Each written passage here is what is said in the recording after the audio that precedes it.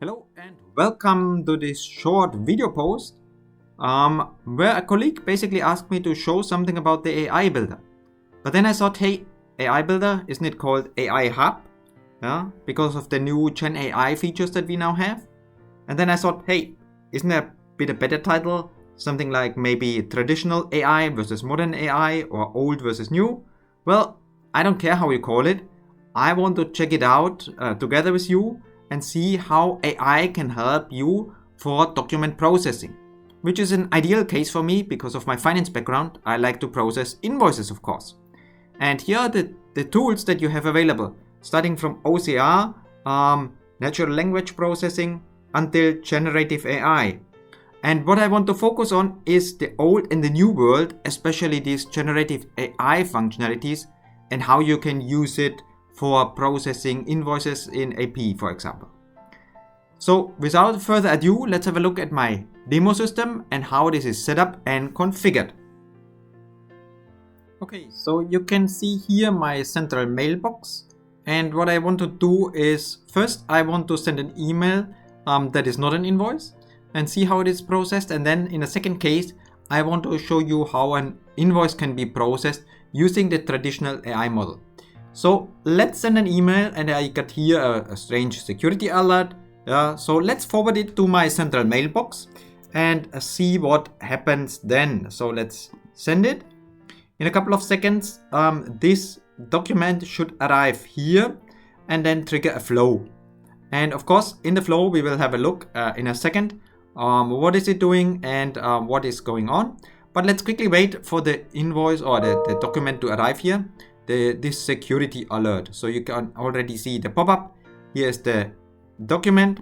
And then if we check our flow runs, then it should start in a second.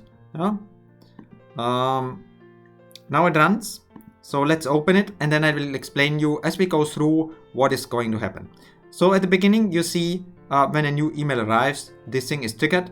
And then I start with a traditional AI functionality that detects the language. Is it German, English, whatever? I extract it from a couple of terms, select the language, and then I hold it. Okay, that's important. Why is it important? Well, in the next step, you will see I extract here the key phrases. Why? Because I need to know, is this document, is this incoming invoice or email, let's say, invoice? Is it an HR document? Is it something else?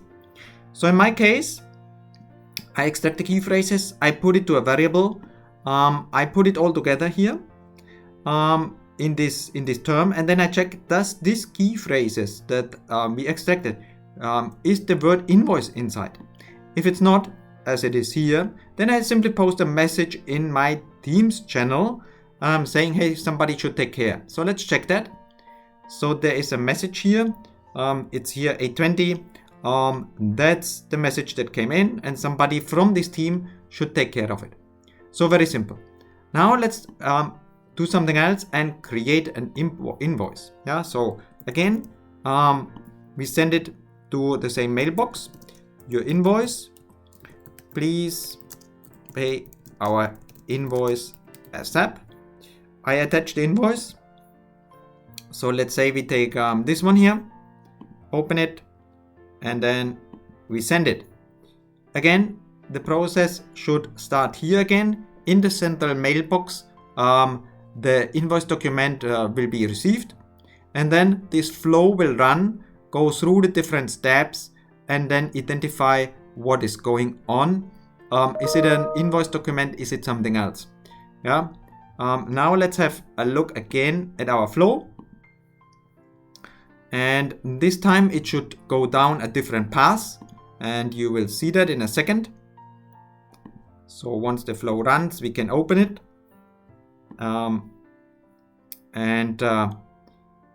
It should go down a path that is on the right hand side. Why? Because it's an invoice this time. Yeah, it identifies the language, and now this invoice or this document has a shorter body and a subject, and therefore I can go down a different path. Why? Because extracting the key phrases has a limit of number of icons or symbols that can be extracted. So we go down this path. Again, it identifies, hey, this time we have an invoice. Now it takes the attachment, puts it on SharePoint, creates the file on SharePoint, and now it puts the information from this invoice document in our finance system. So I say, just here's the expense, here's the vendor, here is the amount, and here is the date. It saves it, and then it closes the whole thing.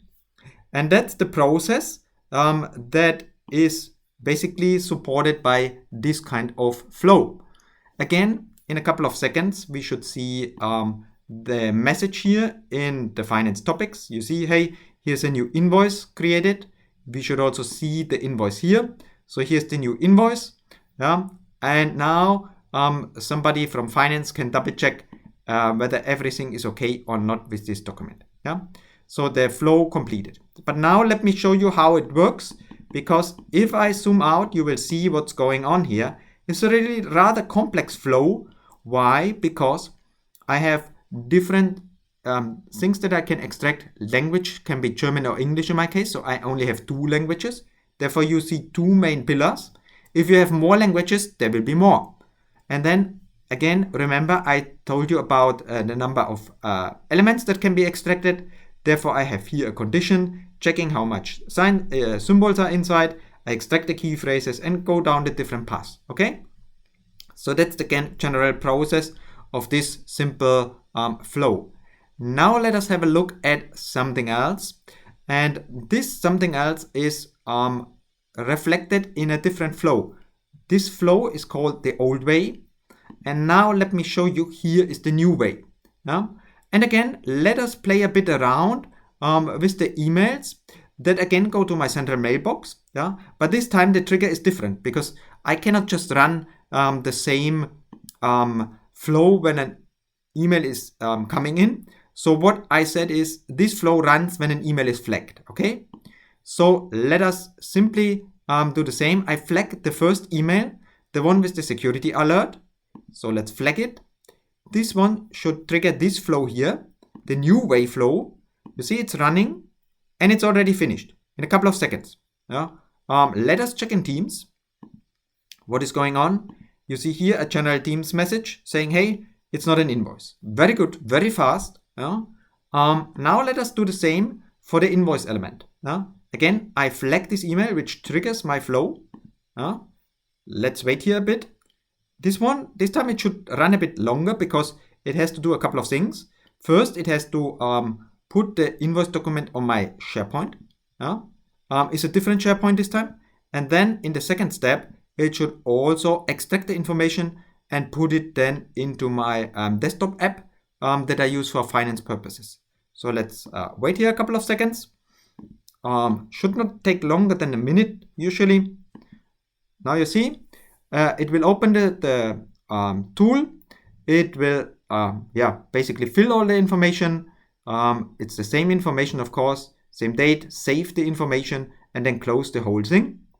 And then at the end of the day, it should also post a message in the team channel that a new finance invoice is there and that somebody has to take care of.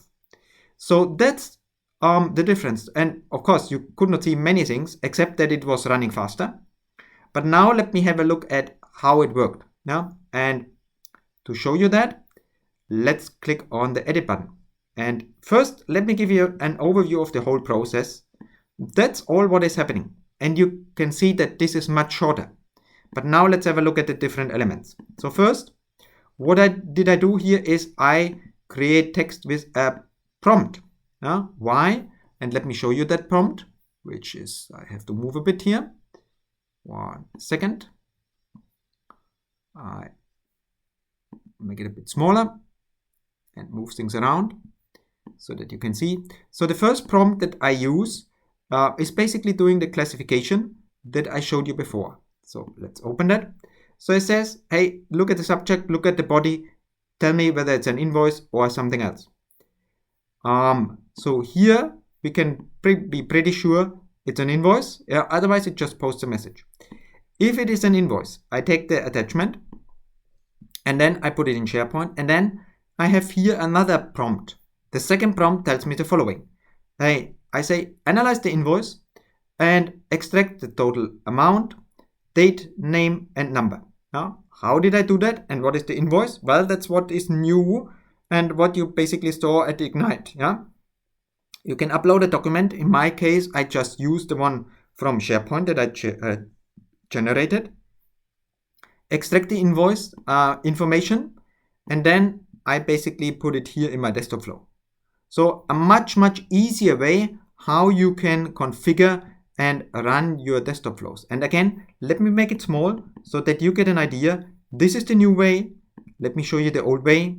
That's the old way, how complex that is, and how much more you can achieve in a more simple and faster way with the new generative AI functionalities.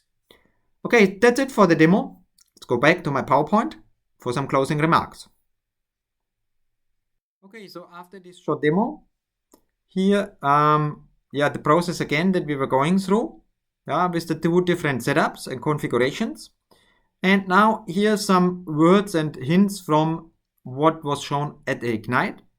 So with these new GPT functionalities, you can be much faster and have a simpler workflow for processing documents. The traditional model, well, it uses either out of the box models, or you have to train them yourself, including labeling documents, training and flagging and tagging things, which takes a while. But at the same time, you have to take into consideration that the new GPT functionality at the moment is not able to handle all kind of super complex documents. So if you have something very specific, maybe you might be better off using the traditional way. But I would say in most cases, you might be better off designing things with the new GPT functionalities. Okay, so that's it, what I wanted to share with you. Thanks for watching and listening, and then till next time.